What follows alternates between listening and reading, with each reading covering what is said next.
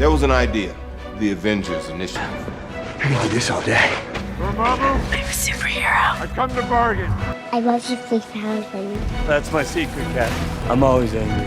You should have gone for the head. And I Wakanda forever! Why is Gamora? Iron Man. We are Avengers! Assemble. Hello and welcome to a special edition of Marvel Standom. I'm your host, Kirsten Howard. Back at San Diego Comic-Con, we had the opportunity to interview some notable Marvel comic book writers, the first of which being the Dream Team, Jackson Lanzing and Collin Kelly, writers of a new run of Guardians of the Galaxy. This particular run embraces a tragic Western theme currently surrounding an event known as Grootfall. It'll certainly make you cry, but that's par for the course with the Guardians. But that's not all. The duo also has a unique child-aimed book, Thor Quest, Hammers of the Gods, which explores the childhood adventures of Thor, Loki, and all his friends. We'll play the interview Mike did shortly, but first we have a brief message about the sponsor of this episode, eBay. eBay is the premier destination for collecting comics both old and new. Whether it's that highly sought-after iconic comic or an obscure niche that speaks directly to you, odds are you'll certainly find it on eBay. Here's a list of comics that are must-haves for any fan of Guardians of the Galaxy. Kang the Conqueror 1. MCU fans are just now getting to know Kang the Conqueror, and they're already confused. Ever since Kang first appeared in Avengers 8 in 1964, his time travel shenanigans have boggled the minds of readers. All of this is a long way of saying that writers Collin Kelly and Jackson Lanzing achieved something special in their Kang the Conqueror miniseries from 2021. The 5-issue series not only streamlines Kang's origin, but it also tells a compelling character-driven story. The writers achieved this feat with the help of Carlos Magno's clean but surreal art. Magno takes advantage of 2-page spreads, capturing Kang's existential dread as he moves through identities and timelines. It's a head trip grounded in reality. Guardians of the Galaxy 1. The Guardians of the Galaxy have gone through many iterations since they debuted as a team of 31st century freedom fighters in 1969, but when Al Ewing took over in 2020, he pushed the team beyond all previous limits. When the Greek gods returned to establish themselves as the most powerful deities in the universe, the Guardians must adapt to once again save the galaxy. Despite the cosmic stakes, the story stays grounded on the characters thanks to the clean artwork from Juan Cabal. Cabal's facial expressions ensure that we always understand the emotions of the story, whether it's the comfort of the well-established bond between Rocket and Star-Lord, or the arrogance of Kree newcomer Marvel Boy. Guardians of the Galaxy 1. The Guardians of the Galaxy are a sci-fi franchise, right? So why does Marco Cicchetto's cover for 2023's Guardians of the Galaxy 1 feature Star-Lord draped in a brown poncho? Well, that's because writers Jackson Lanzing and Collin Kelly take a spaghetti western approach to their run, imagining the Guardians as outriders who roll into dusty border towns to save the locals from an oncoming threat. The mishmash of superhero, cowboy, and sci-fi genres works thanks to the Dynamo writing team and Kev Walker's striking illustrations. Filled with grimy details and cartoony expressions, Walker recalls the artists of 2000 AD in its prime, making the trashy look mythic. Tales to Astonish 13. The Talking Tree has roots that go back to before Marvel was even Marvel. In the years after World War II and before the dawn of the Fantastic Four, non-DC superheroes just didn't sell, so Marvel's predecessor Atlas turned to making monsters. Modern readers might be surprised to read that Groot's first appearance was in 1960's Tale to Astonish 13. The script by Lee and his brother Larry Lieber imagines Groot as a verbose conqueror, a big meanie who says much more than "I am Groot" while he terrorizes Earthlings. Annihilation Conquest 6. If the Guardians started out as a team of futuristic freedom fighters, how did they become the modern-day ragtag heroes we know today?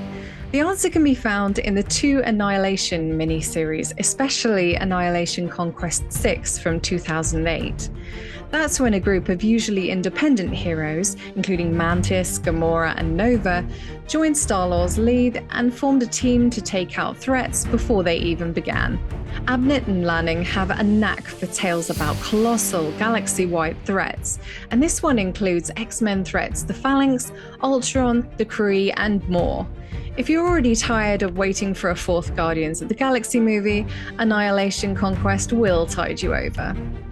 Head on over to ebay.com today to start or expand your collection. And now back to the show.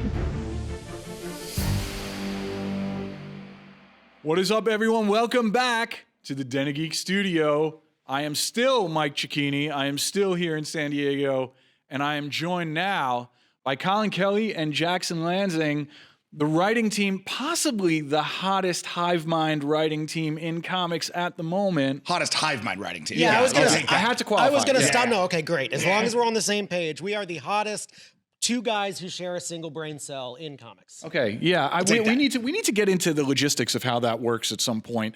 And it makes sense that you are a hive mind because we're primarily here to talk about a very sci-fi focused work, which is Marvel's Guardians of the Galaxy. Let's start with this, because as we conduct this interview, the 4th issue of your Guardians series has just hit. Yep. And the saddest one yet. Yes. Well, we're going to get to that, because that is a heartbreaking comic. But it's always tricky when Marvel puts out a brand new series just in time for a major release. And your first issue was timed almost exactly with the release of Guardians of the Galaxy Volume 3, which means you fellas have to make this accessible to people who might just know these characters from the MCU, right? But you still have to be able to encompass the totality of the Marvel universe, right, and tell a fresh story that's completely, that's like a ground zero in a way. Yep. Good luck. Yeah. We went back and forth. I mean, when they first kind of brought it to the table, like, would this be something you guys were interested in doing? Exactly. We had to tackle this massive question of something that is going to be taking not only decades of comics continuity, but also this MCU version of things, which is like, that is not Peter Quill, right? Like, love Chris Pratt, love what they're doing there, but they don't have the same continuity of character that the comics do. So you do need to kind of find a way to split that difference. And all we had to start, right? They said, Guardians, no, there are no limitations. Do whatever you want. The only real thing that we got to be aware of is, we are aligned on the movie, so you're probably going to want to use some characters from the movie. And, Al Ewing's run was iconic and specific and really incredible in a book that we were big fans of. And they were like, you cannot just extend Al's run. Al did his run. It's a really awesome run. He ended it with all of them like cheersing at the bar at the end, and like, see you at Grosnax. And it's like, great. That's the end of that run. There's really nowhere else to go with that. I'm sure there is if you're Al. There really isn't if you're us, right? We have to figure out our own way in. And so we had, before San Diego, really been talking about, like, what does that look like? How do you create a book that's simultaneously brand new and also like a brand new jumping on point for fans, but also doesn't completely disregard that which has come before, especially because we are huge fans of what came before. It's a beautiful book. It was very inviting to a lot of fans who didn't have a place. Like, I think it's a really beautiful story. And so we were talking about, like, all right, what do we do here? And the first thing that we realized is that there's nowhere to go but down. From the heights that he brought the Guardians to. They all had the same uniform. Their story was concluded, They had right? become a family. They were all telling each other they loved each other. There's nowhere to go there except from our perspective. And maybe this makes us limited, but except I just think that's where the drama is, but to go down. And so once we realized that, we're like, what's the worst thing that could happen to the Guardians as they stand right now? What is the thing that would actually tear these people apart and would actually throw them into a state of grief? And then how could we essay out that state of grief in a way that felt dynamic and interesting? And the first answer to that was Groot and Groot Fall. The idea of something something so fundamentally at the heart of the Guardians, betraying them for reasons that even they do not understand, felt like such a sad and impactful thing to do. And it makes you furious. Right. Right. That was the thing, because you can experience tragedy. It can absolutely freeze you and slow you down. But betrayal is how you get motivated, you get angry, you propel yourself into the story. So it could be tragic and yet still have a lot of momentum. And so suddenly we had a thing that had to be sad, and it had to be angry, and it had to be desolate, and it had to be tragic, and it had to be interesting, and it had to have a relatively small crew, because the crew at the beginning was this, at the end of Al's run, there were like 30 Guardians, 40 Guardians, 100 Guardians. And it's like, and that's the point of it, right? He's turned it into space cops. If we were going to start them and there were only going to be 5 or 6 of them, those aren't space cops. That's a posse. And so we realized after several rounds of talking about this and trying to figure out how to really make this as distinct as possible and give it its own voice and give it its own flavor, kind of separate it away from the Marvel Universe for a little bit and let it grow on its own. I think it was Darren Chan who was like, everything we're talking about just really, they feel like Western themes. And there was this long pause.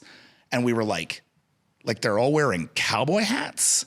And he was like, no. And then Collin, to his enormous credit, was like, Western is an aesthetic. It's not necessarily a genre. It becomes a genre when you make it specific, when you figure out what kind of Western you're telling. Yeah. And we all realized that what we were doing actually was telling Unforgiven. We were telling a Sergio Leone Western. We were telling those sad Westerns where they are at the end of the tragic state of their lives, where they are either in the Old West because they have nothing to go back to, or because they are afraid to go back, or because they are hoping to find some fortune that they will not find out here. It's right? the fundamental core of a lot of the best Westerns, which is a tragedy. You're looking out at this horizon knowing that one day this too will pass, right? Everything that's glorious about this landscape is going to slowly die, and the people who belong here are going to be pushed out. Like, it is a tragic tale. And you can gussy it up. You can make it as cool, bing, bang, wow as you want. Like, yes, 6 shooters are rad. Yeah, Westerns are inherently cool. But, like, it has to be sad. And if it's not tragic, if there's not that undercurrent to it, you're not doing the genre a service. And so that's what Guardians became. It became an exploration for us of grief. It became an exploration of betrayal. It became an exploration of how you move through that with family. It became a book very much about the importance of sharing those feelings with the people you love and the difficulty of doing it. And then we happen to be able to do that with the Guardians of the Galaxy, right? And then the incredible thing is then we went and saw Guardians Volume 3, a movie we knew nothing about, right? A movie they didn't tell us anything that was going on in Guardians 3. And then we see it, and here's a movie about the importance of talking to your friends and the importance of experiencing grief and the importance of stepping out of the shadows of your past and into some kind of new light. And it was like, well, I feel like we're all on the same page. It even ended with a Western vibe, right? You have Rocket out there at the end, spoiler alert, out there at the end, with the new Guardians in that like desert landscape. And I literally remember like Colin and I getting out, and we were like, is James Gunn like listening to us? Like, how did this happen? What the hell? It was great. It's really a shame that that this is just a job for you and that you have absolutely no passion for this material at all. I mean, it's really, 9 to 5, baby. It's a grind. Yeah, man. I just want to talk briefly about issue 4 because I know we're short on time today, but that's a shame. We'd stay here all day. Clearly, but that is such a heartbreaking comic. Like the idea that, this is a little bit of a spoiler, but feel free. The fact that we have 3 issues without Rocket, and then we find out, and it's like you kind of wish you didn't know. Yeah. And when I realized what that robot was, that like Rocket is just so lonely and so heartbroken over what's happened. That was like the saddest panel I've seen in a mainstream comic in I don't know how long. And like, as if I didn't cry enough after Guardians 3, what are you guys doing? Why do we do this to you? Why Cookie Rocket? Yeah, I know. And we apologize, but not really at all. Yeah. Like we got, the great thing here is that the Guardians are funny. Right, they are able to bring that kind of humor, but the opposite of humor is tragedy, right? And if you can't cry, you can't laugh. So getting in to tell that story, to Darren's incredible credit, like gave us that freedom to get, we were talking about this a little earlier, to get some Kang in our Guardians, right? Right, we broke in on Kang the Conqueror, right, at Marvel Comics, by doing 5 issues of the very truthful and personal tale for us of what it's like to try to not be your father. And how difficult it is to not, especially when you're a young man, to not be your parents is very tough. And so we'd written a book very personal about that, and somehow Marvel published it with Kang. It was insane. We couldn't believe it. So this was really a chance for us to re-engage that muscle for sure. Well, and what the tragedy is when you lose your best friend. Yeah. Something thank God don't know about. Cheers. But man, I bet that would suck. Yeah, it would suck. People who follow me on social media might know back in March, just as the book was about to launch in April, so we were about an issue into writing it, my house burned down. I was in the middle of Emerald City Comic Con, and all of a sudden, I got a call from my wife that my wife was okay and my cat was okay, but the apartment that I'd lived in for 18 years was on fire. And it was gone, right? We just moved into a new house. We're rehomed. It's all good.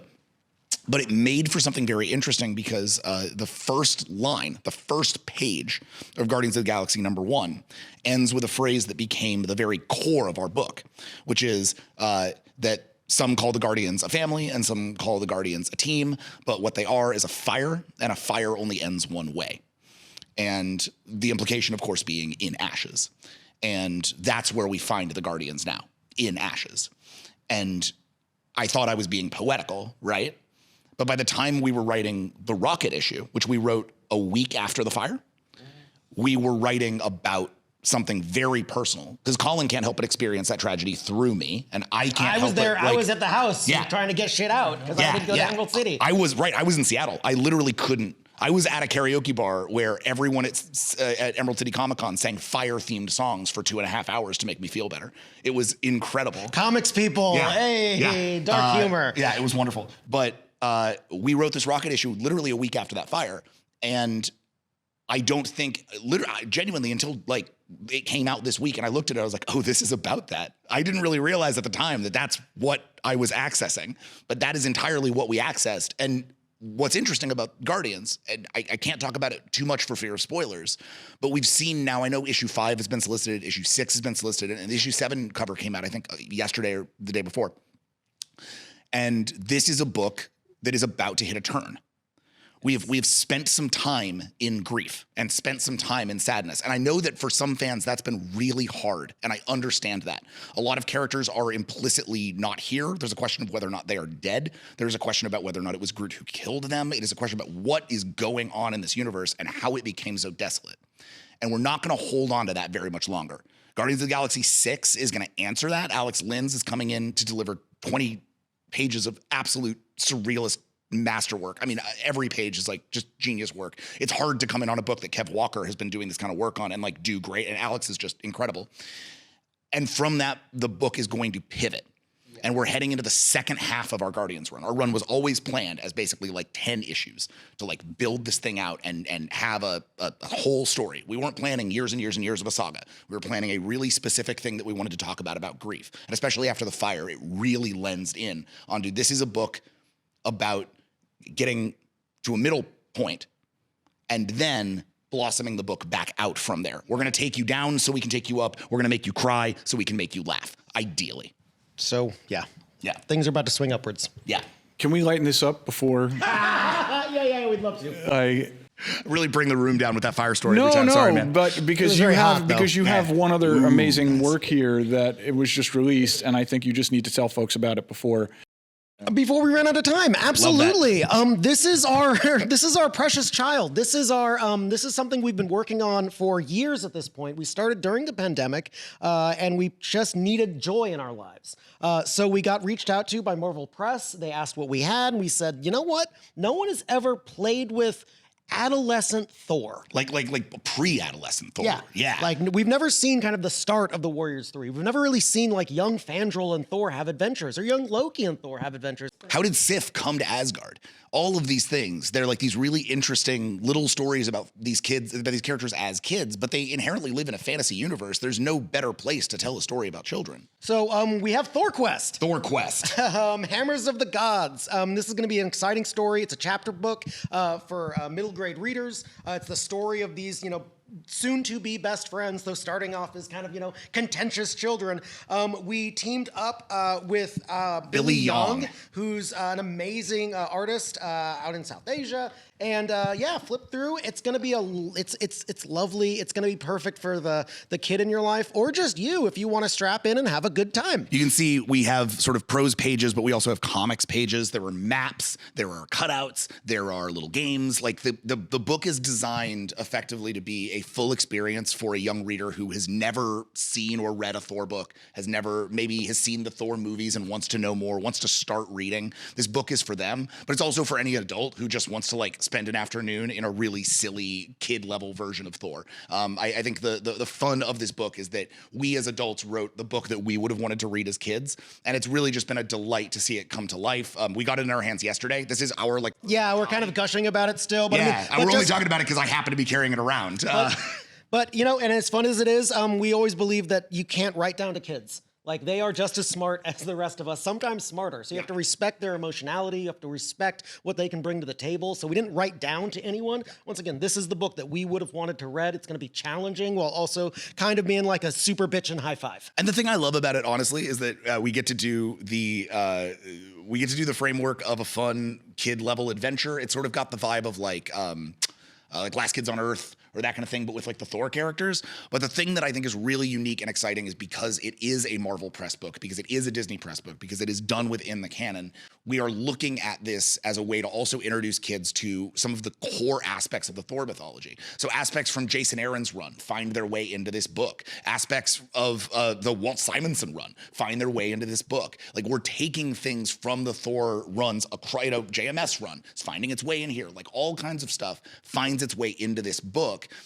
And so a kid gets to learn about the Mother Storm for the first time. A kid gets to understand who Fandral is for the first time. Like, all of these things get to... Jormungandr, the serpent that circuits the world. Right, yeah. And we're also lacing it with a lot of like Norse mythology and a lot of that stuff so that we can teach kids that stuff that we were obsessed with when we were kids, right? Yeah. It's been a really exciting time. I can't wait for kids to get a hold of it. I mean, literally, I don't think it's even out yet. I'm breaking street date, but it comes out next week, and it's volume 1. So this is a promise that there will be a second volume. I promise that because this book kind of ends on a cliffhanger.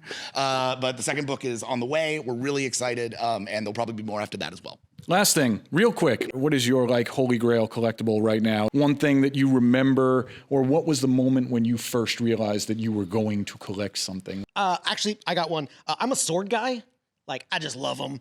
And there was an Assassin's Creed spearhead. Yeah, watch out, baby. There was an Assassin's Creed Odyssey spear that was an SDC exclusive. And I saw it like on Sunday last day and was like, that is my treasure. I have it still. I spin it around. It's totally rad and I love it. I have a truly obscene amount of Batman black and white statues. It really has gotten out of hand. And I'm working with Raphael Grandpa right now. Or like, we're sitting next to Raphael Grandpa right now. And I just keep geeking out because I'm like, I have your statue on my desk.